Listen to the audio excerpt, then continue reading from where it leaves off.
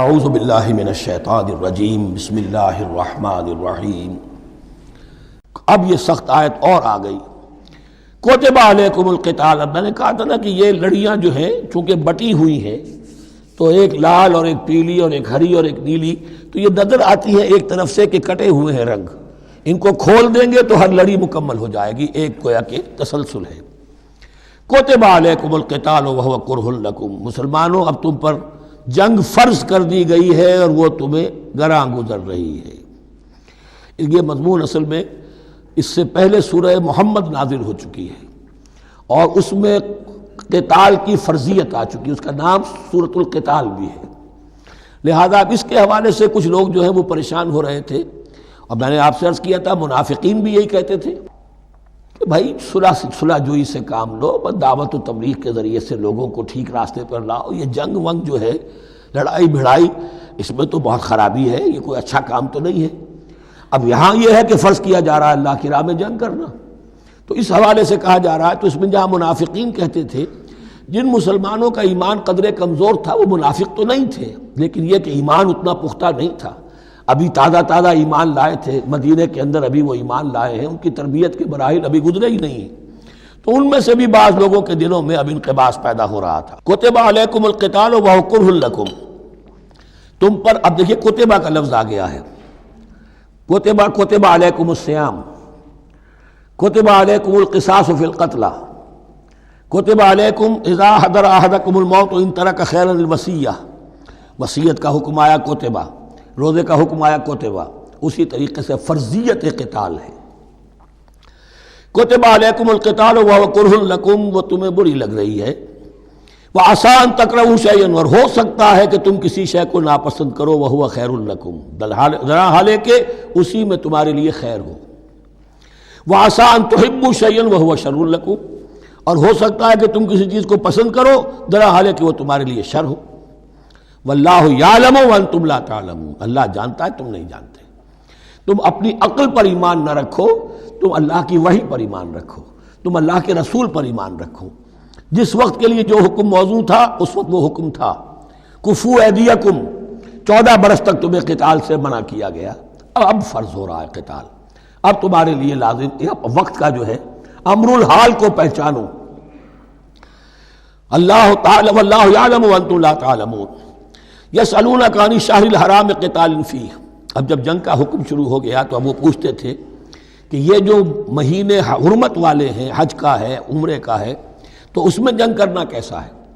اس لیے کہ سیرت میں یہ واقعہ آتا ہے، وقت نہیں ہے تفصیل سے میں بیان کر سکوں، کہ نخلا کی وادی میں ایک مقابلہ ایسا پیش آ گیا تھا کہ وہ رجب کا مہینے کا بھی دن تھا اور اس میں ہی کوئی قتال ہو گیا، مسلمانوں کے ہاتھوں ہوا یا مسلمانوں کے اوپر ایسی سچویشن ہو گئی کہ انہیں مجبوراً وہ کام کرنا پڑا، اس پر شور اٹھا دیا۔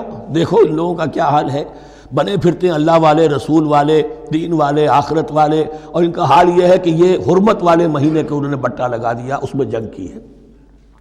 یہ اصل میں ان حضرات کی طرف سے گویا کہ اللہ تعالیٰ اپنے ان مومن بندوں کی طرف سے خود صفائی پیش کر رہے ہیں۔ یسألونک عن الشہر الحرام قتال فیہ، یہ پوچھتے ہیں آپ سے حرمت والے مہینوں میں قتال کا حکم، قل قتال فیہ کبیر، کہہ دیجئے ہاں حرمت والے مہینے میں جنگ کرنا بہت بڑی بات ہے، یعنی بہت بڑا گناہ ہے، لیکن وَصَدٌّ عَن سَبِيلِ اللَّهِ وَكُفْرٌ بِهِ وَالْمَسْجِدِ الْحَرَامِ وَإِخْرَاجُ أَهْلِهِ مِنْهُ أَكْبَرُ عِندَ اللَّهِ، یہ بھی تو دیکھو کہ جن لوگوں نے وہ جرم کیے ہیں کہ جنہوں نے اللہ کے راستے سے روک دیا، اللہ کا کفر کیا، مسجد حرام کے راستے روک دیے مسلمانوں کے لیے، اب یہ نہیں جا سکتے، بیت اللہ میں عبادت نہیں کر سکتے، اخراج اہلہ منہ، اس میں سے لوگوں کو نکلنے پر مجبور کر دیا مکے کے مسلمانوں کو، اکبر عند اللہ، گناہ تو وہ بھی ہے لیکن یہ کہیں بڑا گناہ ہے اللہ کے نزدیک۔ تو سینس آف پروپورشن ہونا چاہیے کہ کس چیز کے مقابلے میں کس شے کی برائی ہے۔ والفتنۃ اکبر من القتل، یہ پہلے بھی آ چکا ہے، والفتنۃ اشد من القتل، اب آیا والفتنۃ اکبر من القتل۔ فتنہ ہر وہ کیفیت ہے جس میں صاحب ایمان کے لیے ایمان پر قائم رہنا اور اسلام پر عمل کرنا مشکل ہو جائے۔ آج کا پورا معاشرہ فتنہ ہے، اسلام پر عمل کرنا مشکل ہے، بدماشی کے راستے کھلے ہوئے ہیں، حرام خوری کے راستے کھلے ہوئے ہیں، حلال عقل حلال دانتوں پسینہ آئے تو شاید نصیب ہو. شادی کے نکاح کے راستے بند کیے ہوئے ہیں، یہ شرطیں ہیں اور یہ شرطیں ہیں اور یہ شرطیں ہیں اور یہ ہے اور یہ چیزیں لازمی ہیں، اور زنا کے راستے کھلے. جائیے. جس معاشرے کے اندر جب غلبہ باطل کا ہوگا حق پر چلنا ممکن نہیں رہے گا. وہ جو باطل کا غلبہ ہے وہ سب سے بڑا فتنہ ہے. والفتنۃ اکبر من القتل، فتنہ جو ہے بہت بڑی شے ہے قتل کے مقابلے میں. ولا یزالون یقاتلونکم حتی یردوکم عن دینکم ان استطاعوا، اور سن لو یہ لوگ تم سے جنگ کرتے رہیں گے یہاں تک کہ لوٹا دیں تمہیں اپنے دین سے، اگر وہ کر سکتے ہوں. وہ تو تلے ہوئے ہیں اس پر کہ تمہیں لوٹا کر لے جائیں گے اپنے دین سے.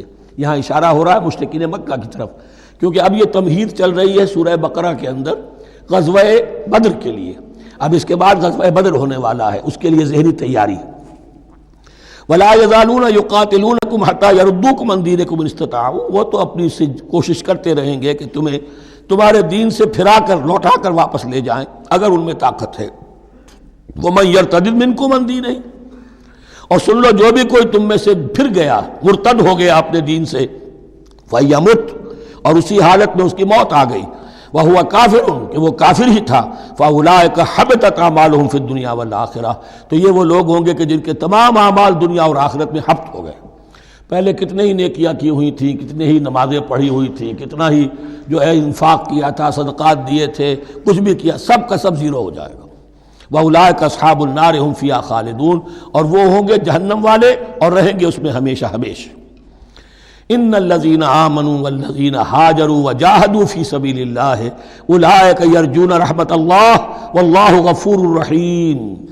یقیناً وہی لوگ جو ایمان لائے اور جنہوں نے ہجرت کی اور جہاد کیا اللہ کی راہ میں، یہ وہ لوگ ہیں جو اللہ کی رحمت کے امیدوار ہیں. بڑا لطیف طنز ہے ان پر. جا رہے ہیں حرام کے راستے پر، اللہ رحمت فرمائے گا. اللہ رحمت نہیں فرماتا. اللہ کی رحمت کا مستحق بننا پڑتا ہے. اللہ کی رحمت کا مستحق وہی ہے. ان الذین آمنوا والذین ہاجروا وجاہدوا فی سبیل اللہ اولئک یرجون رحمت اللہ، وہ امیدوار ہیں اللہ کی رحمت کے. وہ امید کرے تو ان کی امید بجا ہے. واللہ غفور الرحیم، اور یقیناً اللہ تعالیٰ غفور الرحیم ہے. یسألونک عن الخمر والمیسر، اب دیکھیے یہاں سے شریعت کا جو بلو پرنٹ اب تیار ہونا شروع ہوا. کچھ احکام پہلے آ چکے اور کچھ احکام اب آ رہے ہیں، تو بیچ بیچ میں یہ لڑیاں جو ہیں کٹی ہوئی ہیں. یہ آپ سے پوچھ رہے ہیں نبی صلی اللہ علیہ وسلم شراب اور جوئے کے بارے میں. قل فیہما اسم کبیر، اے نبی ان سے کہہ دیجئے کہ ان دونوں کے اندر بہت بڑے گناہ کی پہلو ہے. ومنافع للناس، اور لوگوں کے لیے کوئی منفعتیں بھی ہیں. وَإِسْمُهُمَا أَكْبَرُ مِن نَّفْعِهِمَا، اور ان کا جو گناہ کا پہلو ہے وہ نفع کے پہلو سے بڑا ہے. بس یعنی اشارہ کر دیا کہ چھوڑ دو اس کو. اب تمہاری عقل سلیم کے حوالے معاملہ ہے، حقیقت تم پر کھول دی گئی. یہ ابتدائی حکم ہے لیکن حکم کے پیرائے میں نہیں. بس یہ ہے کہ کچھ فائدے بھی ہیں. وہ تو ہے میں سے غرض نشات ہے کچھ روسیہ کو، ایک گونا بے خودی مجھے دن رات چاہیے، اور میں کدے کی راہ سے ہو کر گزر گیا ورنہ سفر حیات کا بے حد طویل تھا. یہ حکمت سمجھ لیجئے کہ جوئے میں اور میسر میں کیا چیز مشترک ہے کہ دونوں کو جمع کیا گیا. شراب میں بھی انسان حقائق سے اپنے آپ کو منقطع کرتا ہے اور محنت سے جی چراتا ہے. He doesn't want to see the facts. مواجہہ کرنے کو تیار نہیں، فیس کرنے کو تیار نہیں ہے bitter facts of life کو. تو میں ایک گونا بے خودی مجھے دن رات چاہیے. اور جوا بھی محنت کی نفی ہے. چانس، داؤ لگاؤ. ایک ہے محنت سے ایک آدمی کما رہا ہے، مشقت کر رہا ہے، کھوکھا ہے یا کوئی چھابڑی لے کے جا رہا ہے یا کچھ اور کام ریڑھی چلا رہا ہے، وہ اپنی کوئی کمائی کر رہا ہے. اور ایک یہ داؤ لگاؤ، داؤ سے کمانا، چانس پر کمانا، یہ بھی محنت کی نفی ہے. تو یہ دونوں کے اندر اصل میں علت ایک ہی ہے. صدق اللہ العظیم.